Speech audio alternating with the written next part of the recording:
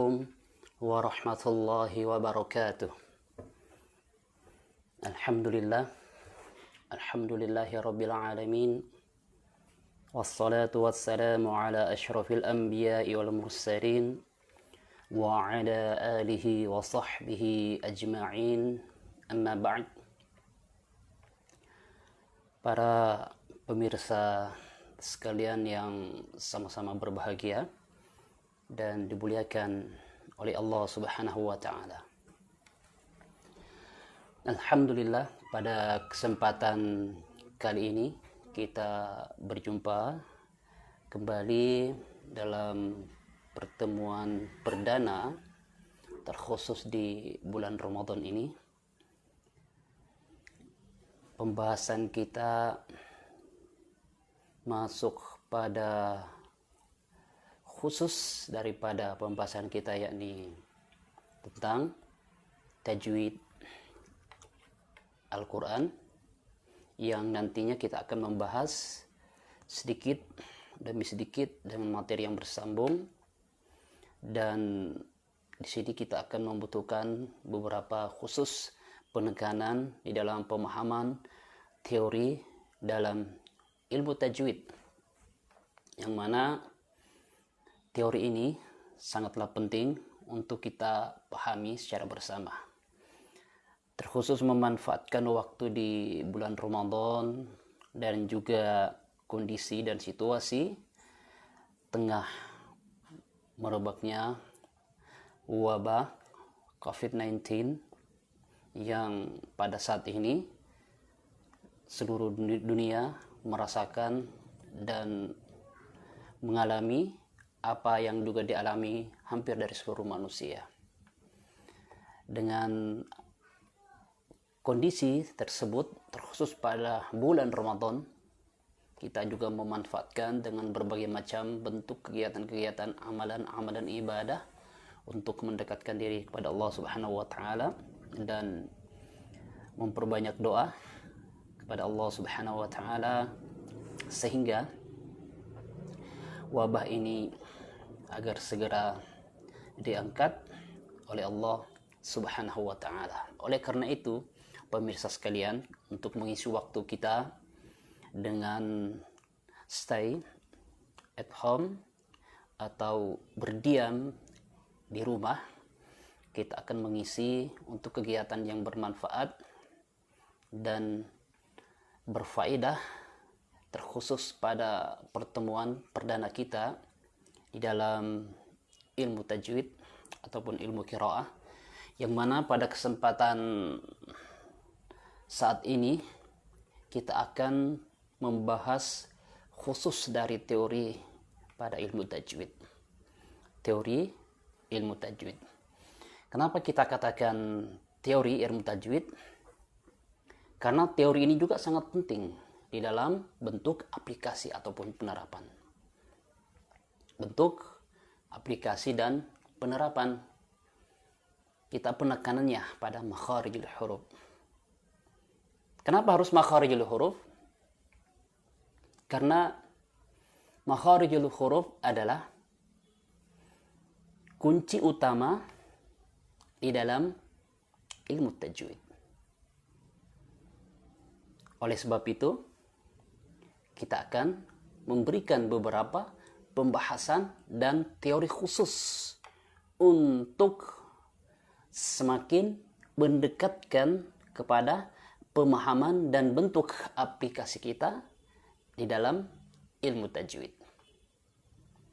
Ada beberapa hal yang perlu kita pahami dalam teori ini. Kita hanya sedikit memberikan penjelasan teori untuk masuk pada bentuk aplikasi. Karena dari sisi lain, juga banyak yang mampu memahami teori dan bahkan menghafalkan teori-teori yang ada dalam ilmu tajwid, namun kurang menekankan di dalam bentuk pemahaman secara talaki dan secara penerapan. Karena banyak pemahaman hanya dalam bentuk pemahaman tersebut dalam artian bacaan dan pemahaman tersendiri. Kemudian pemahaman dalam bentuk bacaan yang didengar ataupun yang dilihat, bukan dalam bentuk penekanan. Maka terkadang kalau kita menjumpai pemirsa sekalian,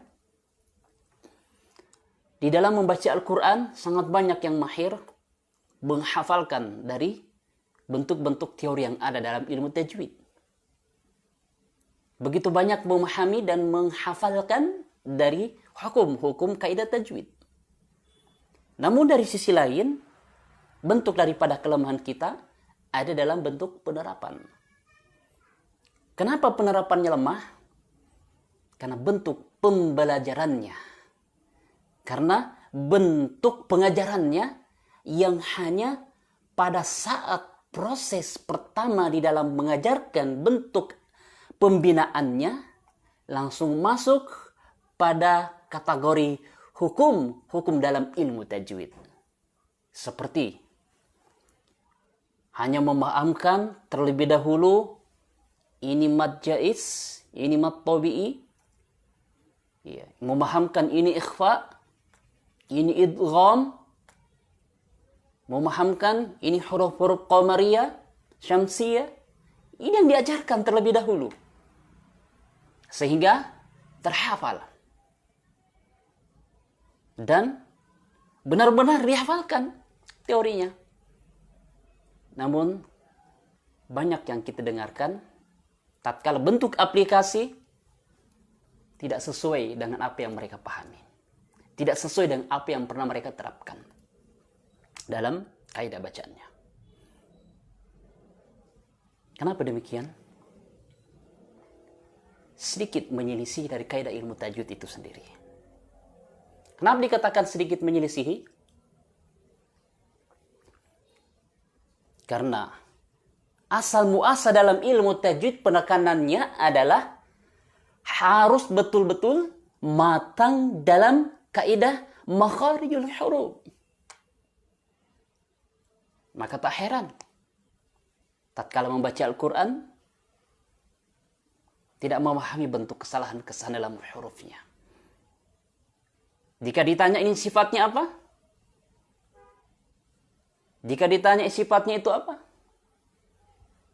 Hafal semua. Tetapi pada saat membahas, pada saat dia membaca Al-Quran, maka yang terjadi adalah kesalahan dalam huruf. Nah, ini pemirsa sekalian yang sedikit ingin kita berikan petikan dan beberapa penekanan. Tatkala kita mau mempelajari ilmu tajwid, maka yang pertama kali yang harus ditekankan oleh seorang pengajar, seorang pembina adalah pahamkan kepada siapapun dengan berkali-kali membuka lembaran demi lembaran makharijul huruf. Tempat keluarnya huruf di dalam Al-Quran. Bukan sekedar indahnya bacaan. Bukan enaknya bacaan. Bukan sekedar banyaknya hafalan. Namun bentuk daripada penyebutan kaidah khusus di dalam membaca ilmu tajwid. Inilah yang menjadi penekanan bagi kita di dalam mempelajari ilmu tajwid. Karena sebagian dari kalangan, apakah masyarakat awam, tatkala mendengar bacaannya indah suaranya, maka itu adalah yang terbaik dalam bacaannya. Namun tatkala orang yang paham dengan ilmu tajwid, terkadang bersedih mendengarkan bacaan yang dilantunkan tersebut. Indah suaranya, merdu iramanya, namun terjadi banyak kesalahan di dalam makharijul huruf. Kesalahan-kesalahan dalam huruf, sifat-sifat dalam huruf, sehingga terjebak dengan apa yang merasa dia miliki tatkala membaca Al-Quran. Para pemirsa sekalian yang sama-sama berbahagia, ini yang akan kita paparkan di dalam setiap pertemuan kita. Di dalam setiap pertemuan kita untuk mempelajari ilmu tajwid. Mudah-mudahan Allah Subhanahu wa taala memberikan kesempatan kepada kita, sempat kita selesaikan mata pelajaran khusus ini di dalam ilmu tajwid. Ya. Di dalam ilmu tajwid kita langsung mengambil nanti dari beberapa ketentuan yang disebutkan oleh Imam Al-Jazari rahimahullah dalam kitabnya Manzuma Al-Jazari. Ini yang menjadi rujukan kita di dalam ilmu tajwid. Karena judul apapun kitab itu, dari dulu bahkan hingga sekarang, rujukannya mengarah ke Manzuma Al-Jazari secara umum. Oleh karena itu, para pemirsa sekalian, kita akan sedikit memberikan rinciannya ataupun beberapa pemahaman tentang ilmu tajwid tersebut. Kenapa harus makharijul huruf? Kenapa yang pelajaran huruf yang harus kita tekankan? Imam Al-Jazari rahimahullah menyebutkan dalam kitabnya, idh wajibun alaihim muhattamu qabla syuru'in awalan an ya'lamu makharijul huruf was-sifati liyalfidhu bi afsahil lughati. Kata Imam Al-Jazari, id wajibun alaihim muhattamu, bahwasanya diwajibkan bagi mereka siapa saja untuk memahami, mengilmui atau mengetahui atau mempelajari apa itu? Makharijul hurufi was-sifati. Mempelajari terlebih dahulu makharijul huruf, tempat keluarnya huruf, dan sifat-sifatnya huruf di dalam Al-Quran bi afsahil lughati, dengan bahasa yang fasih, dengan bahasa yang jelas. Fasih, jelas, bukan takalluf atau berlebihan. Bukan takalluf atau yang berlebihan. Kata Imam Al-Jazari, sebelum membaca Al-Quran ditekankan yang pertama kali adalah ilmui terlebih dahulu tentang apa? Tempat keluarnya huruf di dalam Al-Quran. Bukan dikatakan ilmui langsung dulu apa itu panjangnya, apa itu pendeknya. Apa itu ikhfa, apa itu idgham, tidak. Perhatikan Imam Al-Jazari. Penekanan yang pertama adalah ilmui. Bahkan dikatakan sebelum membaca Al-Quran. Luar biasa. Sebelum membaca Al-Quran. Artinya apa? Harus belajar terlebih dahulu. Sebelum membaca, pelajari dulu. Jangan langsung mau membaca dengan mungkin suara-suara, ya, irama-irama. Ya, sangat miris tatkala kita mendengar suaranya indah, namun sangat menyedihkan. Tetapi sangat menyedihkan karena tidak sesuai huruf yang disebutkan di dalam hafalannya. Itu disebutkan Imam Al-Jazari. Sebelum membaca Al-Quran, pelajari terlebih dahulu tempat keluarnya huruf di dalam membaca Al-Quran. Setelah itu, sifatnya dengan apa? Bi afsahil lughati. Dengan bahasa yang jelas. Ini juga sesuai dalam Al-Quran. Warattilil Qur'ana tartila. Ya, membaca Al-Quran itu dengan cara tartil, itu benar-benar tartil. Meliputi segalanya, makhrajnya, sifatnya. Ya. Itu tartil. Inilah yang harus kita pelajari, pemirsa sekalian. Ya, kalau mau belajar ilmu tajwid terlebih dahulu. Hendaknya seorang pengajar belajar terlebih dahulu. Demikian juga seorang pengajar, apa yang harus diajarkan pertama kali? Makhraj. Bukan diajarkan lagu-lagu. Bukan diajarkan irama-irama ini, irama ini. Bukan seperti itu kaidahnya. Hanya ingin ya, memperdengarkan indahnya suara dan iramanya, tetapi menyelisih kaidah ilmu tajwid. Dan kalau ada seorang penghajat pembina ya, menekankan hanya pada irama terlebih dahulu, maka kita bisa mengatakan kurang memahami kaidah ilmu tajwid. Kurang memahami ilmu tajwid. Karena penekanannya ada pada makharil huruf terlebih dahulu. Baik, ini yang disebutkan Imam Al-Jazari. Di dalam membaca Al-Quran, ya, kita berjenjang sedikit, ya, sampai nanti masuk pertemuan berikutnya tentang makharijul huruf. Di dalam makharijul huruf, ya, itu jelas diketahui, ya, ada beberapa yang harus kita pahami. Bahwasanya ada beberapa perbedaan di antara para ulama yang mereka, ya, memberikan beberapa kesimpulan daripada makhraj tersebut. Artinya apa?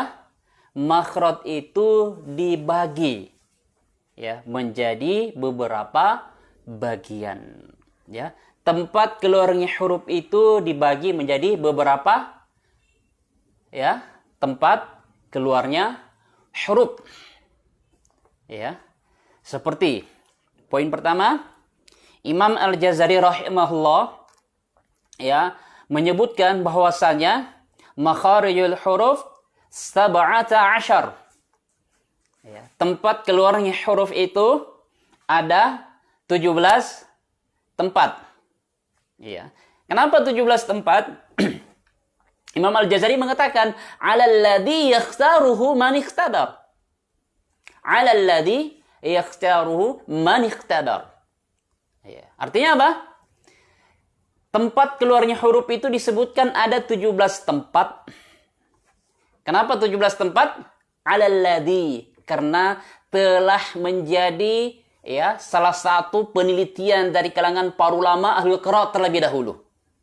Ya, dari dahulu sudah diteliti oleh para ulama. Sehingga mendapatkan satu kesimpulan bahwasanya tempat keluarnya huruf itu ada 17 tempat. Ini yang harus dipahami. Ya, ada 17 tempat yang disebutkan oleh Imam Al-Jazari rahimahullah. Tidak hanya sekedar menekankan, menempatkan 17 tempat, tapi 'alal-ladzi yakhtaruhu man ikhtadar. Ya. Sudah diteliti oleh para ulama ahli al-qira', termasuk Imam Al-Jazari rahimahullah, bahwasanya seluruh huruf yang keluar dari makhrajnya itu sudah diteliti, bentuk pengucapannya bagaimana, ya, bentuk mimiknya pada saat menyebutkan atau keluar itu huruf dari tempatnya, bentuk bibirnya itu seperti apa, miring atau memanjang, ya, atau menonjol ke depan, itu sudah diteliti oleh para ulama. Salah satu ulama terkemuka termasuk Imam Al-Jazari rahimahullah menyebutkan adalah ada 17 tempat. Yang kedua dikatakan juga Imam Khalil bin Ahmad Al-Farahidi juga menyebutkan 17 tempat keluarnya huruf tersebut tatkala membaca Al-Quran. Kedua, ada juga yang mengatakan 16 tempat. Siapa yang mengatakan 16 tempat? Imam Asy-Syatibi dan Imam As-Sibawai. Asy-Syatibi dan Sibawai itu menyebutkan ada artinya ada 16 tempat keluarnya huruf. Kenapa dia berbeda? Tentu para ulama itu wajar suatu perbedaan, ya. Nah, sehingga ada yang mengatakan, ya, Imam Asy-Syatibi, ya, dengan Imam As-Sibawai mengatakan 16 tempat. Kenapa 16 tempat? Karena mereka mengatakan, ya, hanya ada 16 tempat keluarnya huruf. 16 tempat. Kenapa 16? Ya, ada satu makhraj yang dihilangkan oleh mereka. Katanya sudah termasuk di antara 16 tempat itu. Sehingga terhapus. Apa itu? Al-Jawf mereka tidak tampakkan. Ya, Al-Jawf sudah masuk di bagian daripada Al-Lisan. Ya, sudah masuk di Al-Lisan. Sehingga ini tidak termasuk bagi mereka. Ya, sehingga mereka mendapatkan hanya ada 16 tempat, ya, keluarnya huruf itu yang disepakati oleh Imam Asy-Syatibi dan As-Sibawai. Taib. Kemudian ada lagi pemahaman para ulama, ada yang mengatakan 14 tempat. Ini semakin sedikit. Ya. Kenapa 14 tempat? Ya. Tentu berbeda mereka. Ya. Tentu berbeda mereka. Siapa saja mengatakan seperti itu? Ibnu Kaisan, Ibnu Ziyad, ya, Al-Farra. Itu yang mereka sebutkan. Ya. Apa saja yang dihilangkan karena menjadi 14? Ya. Pertama al-jauf, rongga al-jauf, ya, mereka hilangkan. Taib, al-jauf mereka hilangkan. Kemudian huruf lam, huruf nun, dan huruf ra mereka jadikan satu makhraj. Padahal ini sedikit berbeda. Huruf lam, wallamu adnaha limuntahaha. Wan nun beda tempatnya. Warra yudanihi li dhahrin adkhalu. Nanti kita akan bahas. Jadi tempatnya berbeda, ya. Berbeda tempat keluarnya. Baik. Walaupun perbedaannya itu sedikit, ya. Karena sedikitnya perbedaan ini sehingga Ibnu Kaisan, Ibnu Ziyad dan Al-Farra dan lain-lainnya, ya, mengatakan, ya, 3 huruf ini, huruf lam, huruf nun, huruf ra menjadi satu makhraj. Sehingga apa? Ya, maka berkuranglah jumlah daripada makhraj yang telah disebutkan oleh imam yang lainnya, yakni Imam Al-Jazari dan Imam Khalil bin Ahmad Al-Farahidi rahimahullah. Ini pendapat dari kalangan para ulama. Namun yang masyhur, yang dikuatkan oleh para ulama dan ahlul qira di dalam memaparkan ilmu tajwid, tatkala dalam mengamalkan ilmu tajwid, maka mereka sepakat mengikuti pendapatnya Imam siapa? Imam Al-Jazari rahimahullah. Kenapa? Karena itulah yang terkuat. Karena Imam Al-Jazari rahimahullah memiliki salah satu juga penekanan. Ya, hujjah yang bisa dijadikan hujjah. Ya, beliau rahimahullah mengatakan makharijul hurufi 17 'ala alladhi yakhtaruhu man ikhtabaru. Ya. Beliau mengatakan 17 tempat keluarnya huruf itu berdasarkan 'ala alladhi yakhtaruhu man ikhtabaru. Berdasarkan kesepakatan, penelitian, analisa dari kalangan para ahlul qira pada saat itu. Ya, sehingga muncullah, ya, yang disepakati, ya, tentang apa?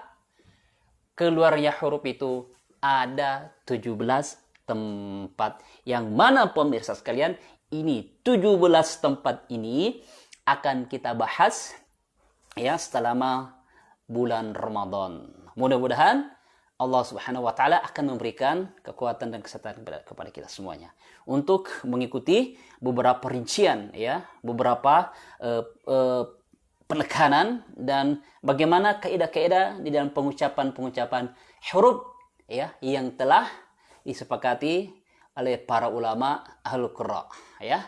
Nah, 17 tempat ini dibagi menjadi 5 bagian yang akan kita bahas, ya.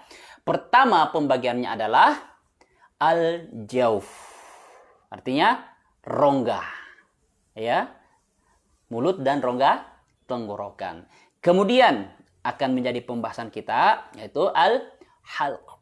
Artinya rongga tenggorokan. Nanti ini rongga tenggorokan kita akan bahas. Ada 6 huruf, ya, dan beberapa pembagiannya. Kemudian al-lisan, ya. Al-lisan.